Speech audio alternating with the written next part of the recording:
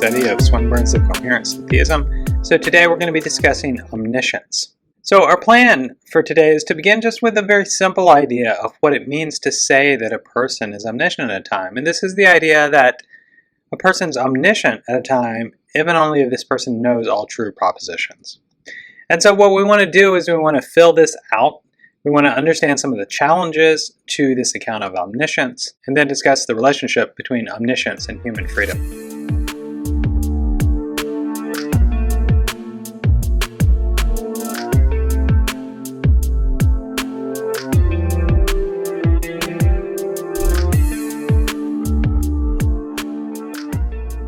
So let's begin with the first challenge, which centers on first personal Indexical knowledge. And so here I have some references for some articles to look up if you're interested in reading more on this. So we have Pryor's article, The Formalities of Omniscience, and Norman Krutzman's very nice article, Omniscience and Immutability. So the basic argument is a very simple one-premise argument for the conclusion that a being can't be omniscient. The first premise says that some propositions are known only by certain persons. And so the conclusion is that there can't be a being that knows all true propositions, because this would have to be a being that knows propositions that are only knowable by certain individuals. So how do we make premise one plausible? So consider the following case. This comes from the very opening paragraph of John Perry's excellent article, The Essential Indexical. So Perry writes, "I once followed a trail of sugar on a supermarket floor, pushing the cart down the aisle on one side of a tall counter and back the aisle on the other, seeking the shopper with the torn sack to tell him that he was making a mess. With each trip around the counter, the trail became thicker, but I seemed unable to catch up. Finally, it dawned on me. I was the shopper I was trying to catch." So here we have Perry coming to learn a particular claim. He came to learn the claim that he would express as, I was the shopper I was trying to catch. So Perry didn't know that it was he himself that he was trying to catch. He learned something about himself, that he was the object of his pursuit. So this is a claim that it makes sense to think that this is only knowable by Perry. What he learns is that he learns he himself is the person that he's trying to catch. So we can think of like a third person's knowledge of this case. So the third person knows that Perry is this individual. But there's something that changes when Perry learns that he is that individual who's trying to catch. And that change is expressible only by the first person Indexical, that it is me. It's I am the shopper I'm trying to catch. You get this idea that there are only some propositions that are knowable by an individual. Okay, so we have here a picture of Swinburne. So how does Swinburne respond to the challenge of Indexical knowledge to omniscience? So he writes on page 177, "It does not follow from the fact that no one else can know the same proposition as some speaker asserts by a sentence that includes I, that no one else can know what the speaker asserts. It follows only that no one else can use that sentence to say what the speaker asserts." So as we apply this to Perry's case, we think Perry can assert the sentence, I am that shopper. And what Perry comes to know is the proposition, as Swinburne is thinking of it, the proposition that Perry is the shopper with the bag of sugar that's spilling on the aisles. I prefer to think about this in terms of state of affairs, that what Perry learns is he learns a state of affairs that a third person can also know. So they can know the same state of affairs, but Perry has access to that state of affairs by using this Indexical that uniquely picks out him. So Swinburne continues, he says, what this example suggests is that it's a mistake to define omniscience in terms of knowing propositions.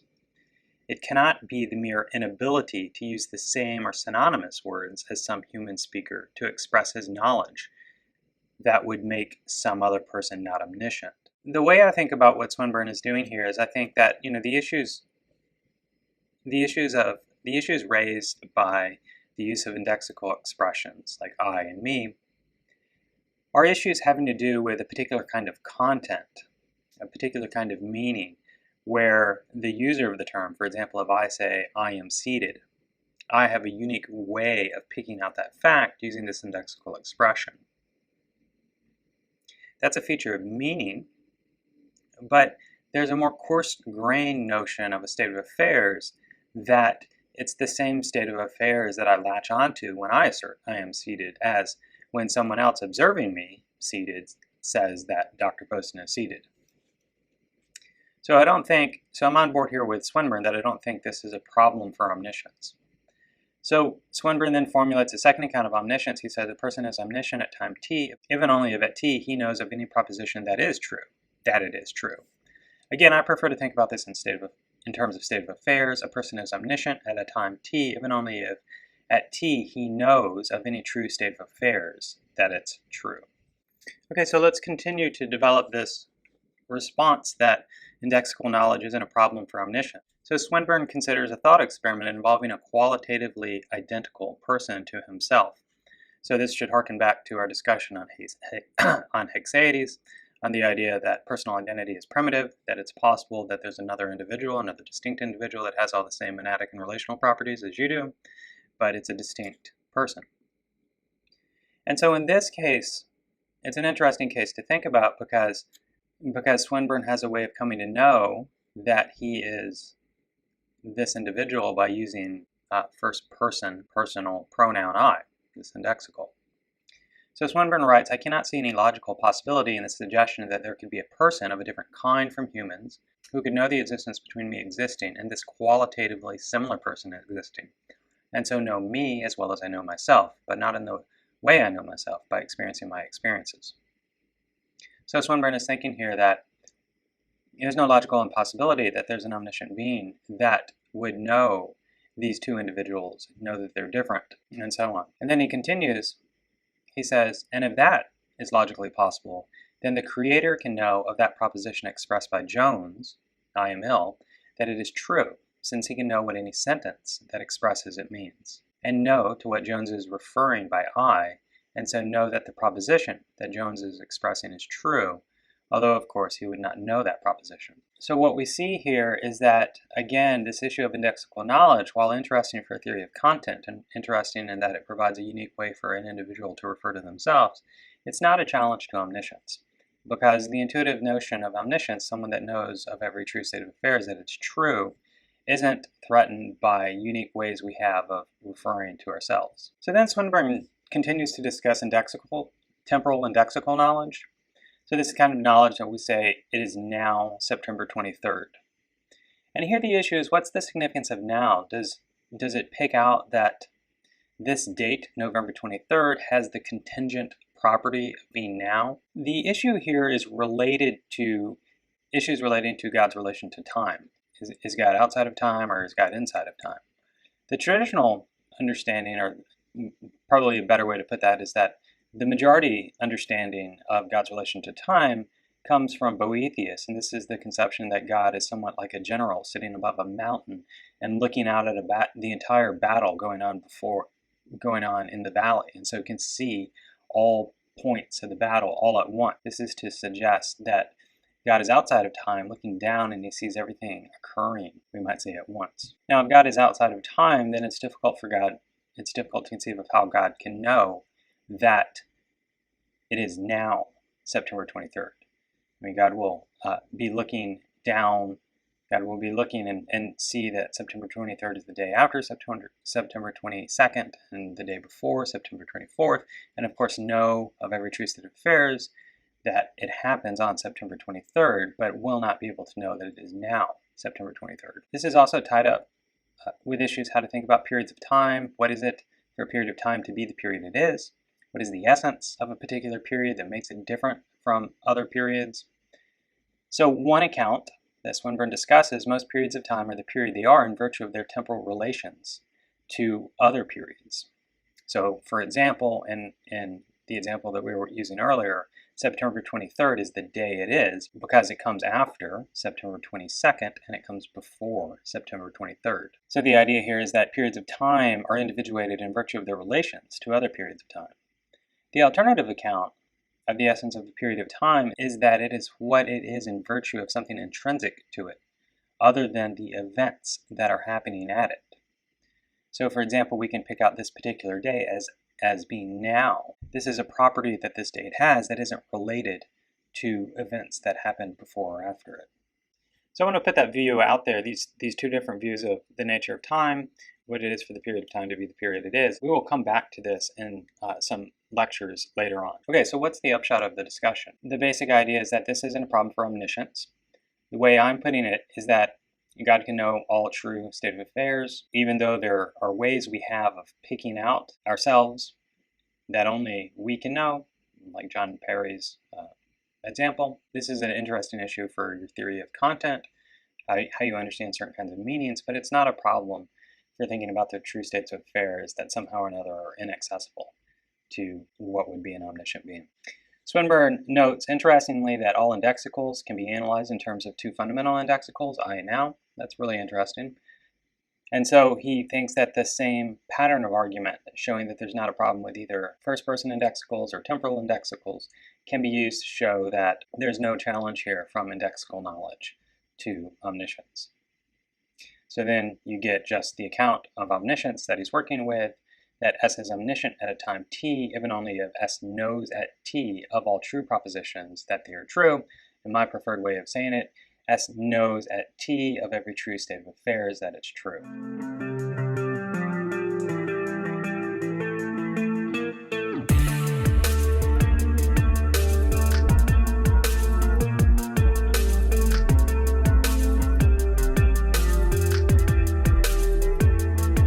Now we turn to the very interesting and difficult issue of the relationship between omniscience and free will. So we're going to begin here by discussing Augustine's Objection. So here is a painting of Augustine looking like a pretty tough dude right there. So what Swinburne does here is he focuses on a really nice article by Bill Rowe called Augustine on Foreknowledge and Free Will. You can find it online. It should be accessible. And this is an argument that Augustine develops that foreknowledge is incompatible with libertarian free will. So we're going to work through the argument. We're going to think about the premises and learn some key terms here as we go along. So the first premise in this argument says that if God is omniscient at some time t, then at t, God foreknows all future human actions. So this is a common way of thinking about omniscience. It fits with the religious context of many of the monotheistic religions. It fits with the role of prophecy. It fits with the idea that God isn't surprised by things that will happen in the future. So to give up premise one is to give up a pretty significant conception of omniscience that has also had a lot of religious significance. The second premise says that necessarily if God foreknows at t that S will do X at some later time, t sub 1, then S will do X at some later time, t sub 1. This claim follows from the fact that knowledge is what we say factive. That is, you can't know a claim unless that claim is actually true. And this is just a feature of knowledge. So premise 2 reflects this idea that necessarily, this is a wide scope, necessarily if God foreknows this claim, then that claim is going to be true. So premise 3 says that, but if God foreknows at t that S will do X at some later time t sub 1, then at that later time t sub 1, S does not have the ability to do otherwise than doing X. So the reason we have there the phrase S does not have the ability to do otherwise is what we want premise 3 to capture, this notion of libertarian freedom. So libertarian freedom is this idea that a genuine free act, the real thing, a genuine free act requires the ability to do otherwise. It can't be that you act freely when your act is determined by some previous state, whether that be a belief and desire, a combination, or some other, perhaps complex neural event. So the thought is that to have genuine freedom, you have to, in some sense or another, the action has to be up to you, where you have the ability to do something other than you in fact chose to do. So then the conclusion here is that if God is omniscient at some time t, then human actions are not free. They're not libertarian free at any time later than t. So this is a really fascinating argument. And what we're going to do is we're going to look at the main replies to this argument. I'm going to encourage you to read Swinburne closely here because there's a lot of things that Swinburne discusses that we're not going to discuss. So let's develop the argument some more. Another article in addition to Rowe's article is Nelson Pike's article, Divine Omniscience and Human Freedom. And in this article, the terminology is used a lot. So in particular, you'll see in Swinburne's discussion, he focuses on this fact that God knows in 1974 that Jones cuts his grass in 1976. And so a lot of the discussion of Swinburne is framed in terms of that.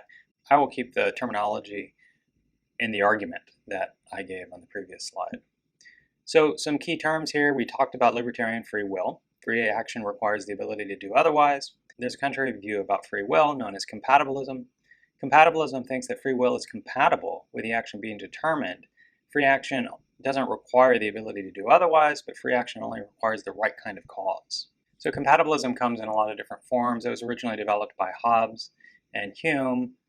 Modern forms of compatibilism, probably for a very sophisticated form of compatibilism, you can read up on John Martin Fisher's form of compatibilism known as moderate reasons responsiveness. So here's how Swinburne describes it. He says, to be morally responsible for doing action A, an agent must exhibit an understandable pattern of reasons recognition. He must be able to recognize some reasons for not doing A of a kind that connect with each other in ways that we can understand. And it must be possible that in some circumstances, such reasons would lead him not to do A. If there is some reason that the drug addict will recognize as a reason for not taking drugs, and in some circumstances would act upon the reason, then according to Fisher, he satisfies the reason's responsiveness necessary condition for moral responsibility. Fisher also proposes a further necessary condition of moral responsibility for an action, that the agent recognizes the action as his own and does not think of it merely as a series of movements produced by some other being. So as we see here, the debates over free will are connected very closely with the debates over moral responsibility. And the main question here is that under what conditions are individuals culpable or morally responsible for their actions? Libertarians have the idea, a libertarian conception of freedom has the idea that you're not morally responsible for an action if your action is determined. Compatibilist demur. This is a large issue that philosophers, I think, are pretty much divided on.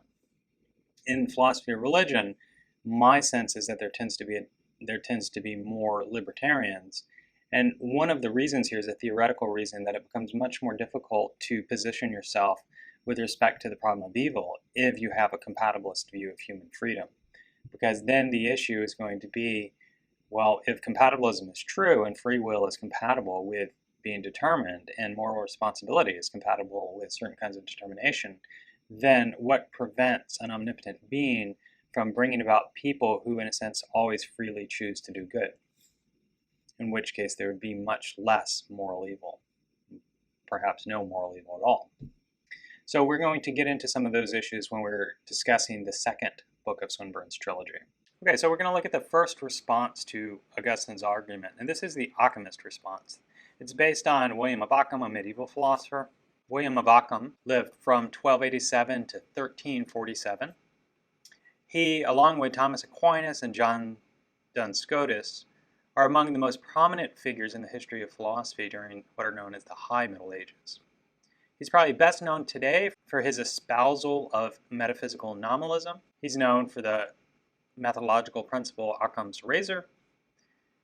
Occam held a number of important and influential views, not only in metaphysics, but in all other major areas of medieval philosophy: logic, physics, epistemology, ethics, and political philosophy, as well as theology. So what we're going to focus on is Alvin Plantinga's presentation of Occam's response to Augustine's dilemma. This comes from Plantinga's very well-known paper on Occam's Way Out, which was published in Faith and Philosophy in 1986. So I have here a picture of Alvin Plantinga. So the basic Occamist idea is to bring in a distinction between a hard event and a soft event. And the thought is that God's belief at t about what S will do at some later time t sub 1 is a soft event because it entails something about the future. Because at t, it entails something about the future, namely that S will do X at t sub 1. So the thought is that God's belief depends upon what S will do at t sub 1. There's a thought here that if S were to do something differently at t sub 1, then God would have believed something differently at t at this earlier time. One of the main challenges for the Alchemist is to explain how that this counterfactual dependence between God's belief at an earlier time and a person's action in a later time doesn't require backward causation and also is compatible with a robust conception of human freedom. Let's look at Augustine's argument again and think which premise the Alchemist rejects.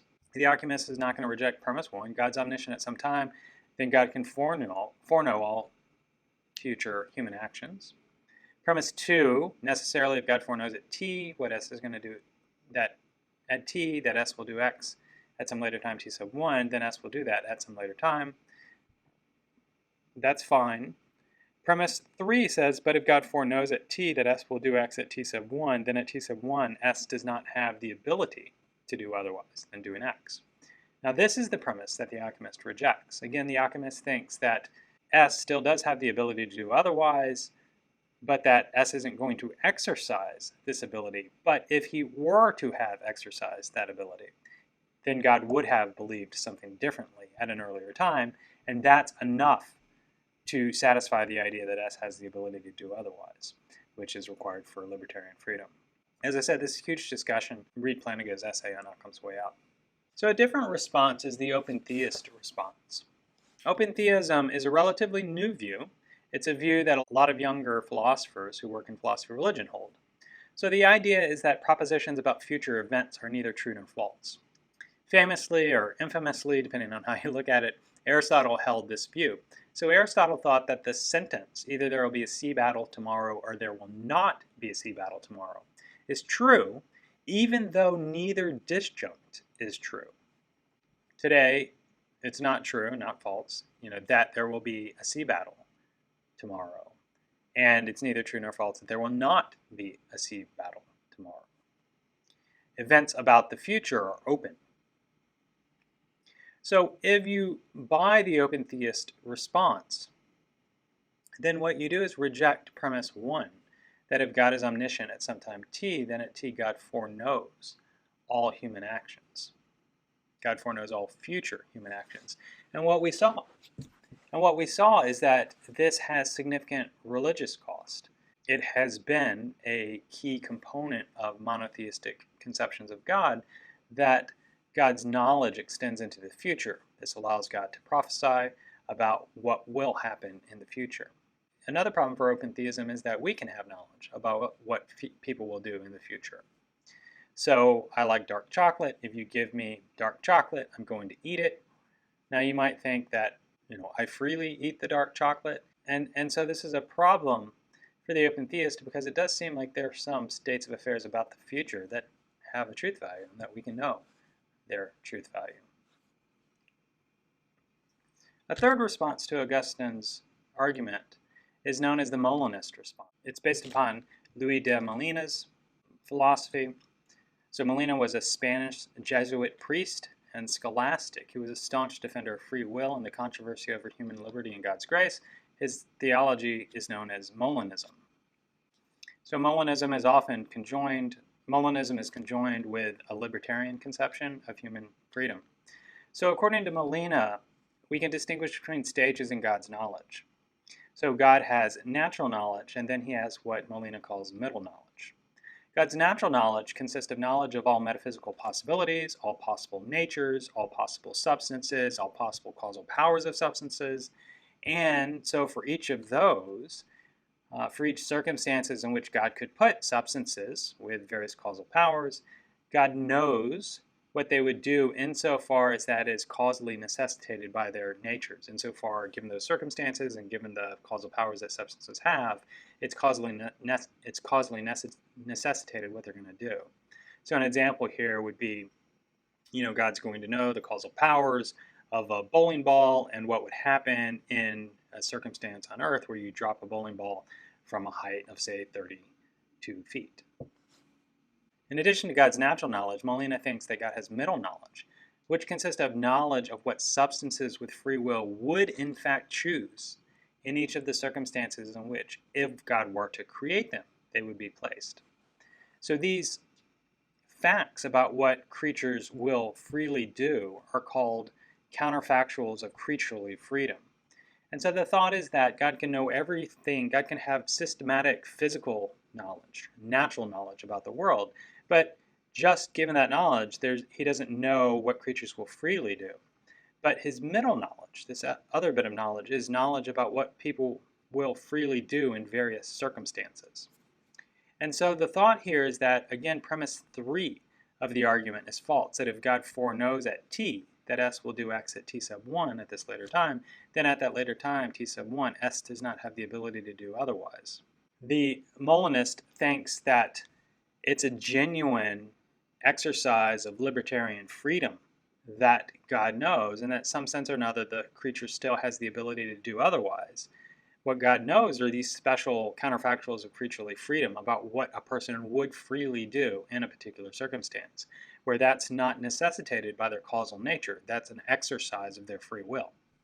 One of the main issues with Mulinism is try to understand what facts make these counterfactuals of creaturely freedom true. What facts ground those? These aren't facts about the causal powers of the substance, insofar as those causal powers causally necessitate various action. The objection here is that we need truth makers. We need something to ground these facts, and there's nothing prior to the exercise of human freedom that appropriately grounds these facts, even though the thought is that somehow or another these counterfactuals of creaturely freedom are true prior even to the creation of the world. So Swinburne's response here is different from the other responses. Swinburne's response is an incompatibilist response in the sense that he thinks that God's foreknowledge of human free actions is incompatible with humans having legitimate free will. So he says on page 194 that God cannot know beforehand how humans will choose freely. So we can ask again, what premise of Augustine's argument is false on Swinburne's view? And on Swinburne's view, it's premise 1 that's false, that omniscience doesn't require that God knows all human free actions.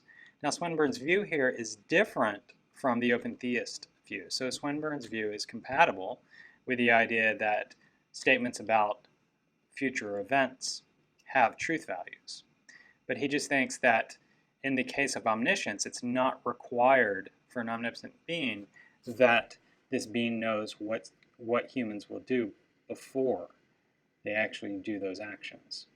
So a challenge for Swinburne's account here is, again, our knowledge of what people will do in the future. I mean, we know certainly what some individuals will do, and it seems like we can have knowledge about what they will freely do in the future.